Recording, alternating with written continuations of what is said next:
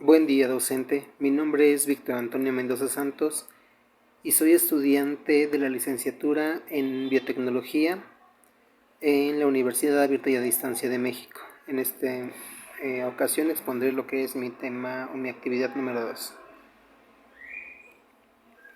La absorción es una operación unitaria de transferencia de materia, donde se pone en contacto una mezcla gaseosa con un disolvente líquido, de modo que se consigue la transferencia de uno o más componentes desde la fase gas hasta la fase líquida.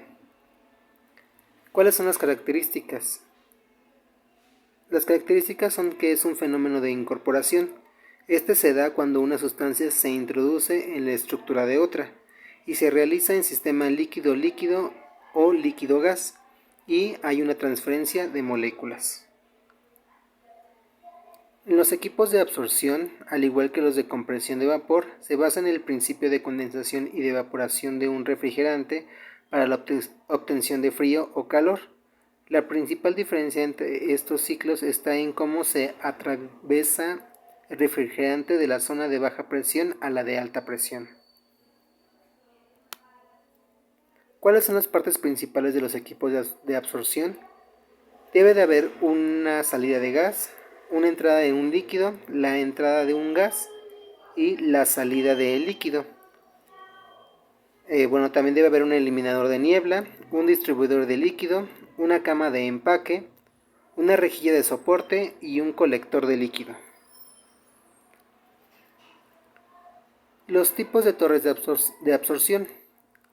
Uno de ellos es una columna de platos. La columna de platos permite a menudo el manejo de sólidos más fácilmente que los rellenos. Tanto las velocidades de gas y de líquido en los platos son a menudo un orden de magnitud superior de las que existen a través de los rellenos, proporcionando una acción de barrido que mantiene limpias las aperturas de los platos. Y están las columnas empacadas. Una torre empacada consiste en una carcasa cilíndrica que contiene un material de relleno inerte, cuyo principal objetivo es establecer una interfase a fin de poner en contacto muy cercano la fase gaseosa con la líquida, y la cantidad de transferencia de materia depende de la superficie interfacial y de las características de los componentes. ¿Cuáles son las aplicaciones de la absorción? El proceso de la absorción se emplea para retirar contaminantes de una corriente producto que pueden afectar a la especificación final o al grado de pureza.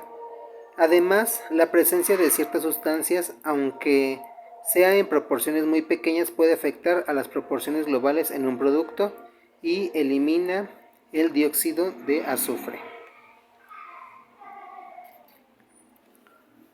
El empaque de la torre proporciona una superficie interfacial grande entre el líquido y el gas.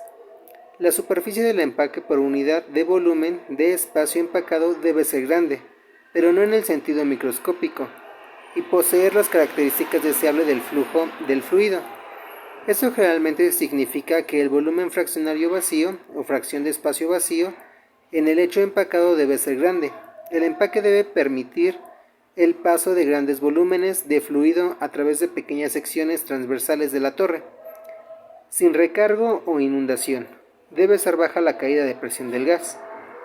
Los empaques deben ser químicamente inertes con respecto a los fluidos que están procesando y también deben ser estructuralmente fuertes para permitir el fácil manejo de la instalación. ¿Cuáles son los tipos de empaques? Los tipos de empaque de la torre se dividen en tres principales tipos. Uno de ellos es aquellos que son cargados de forma aleatoria en la torre. Otro de ellos son los que son colocados a mano y por último aquellos que se conocen como empaques ordenados o estructurados.